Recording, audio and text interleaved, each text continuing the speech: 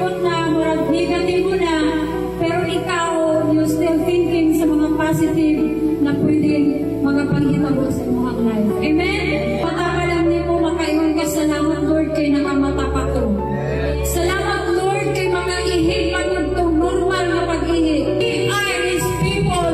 Evil pa rin mabuhat ang gusto nimong buhaton. Kaya kung ipon niyo ang magpasalamat sa Ginoo, daghan ka o di kabayaran ng kwarta. Magsugod lang din siya sa ato ang kaugalingon. First, sa ato ang self-discipline. Paano ba ka makapasalamat bisag wala kay kwarta? Amen? Kasi sometimes atong kaugalingon magula ang complain instead na magpasalamat.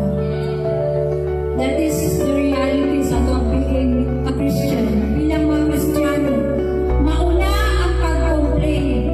Kaya bitaw ang mga Israelites nga nung dugan sila naabot sa promised land, it's because of complaining.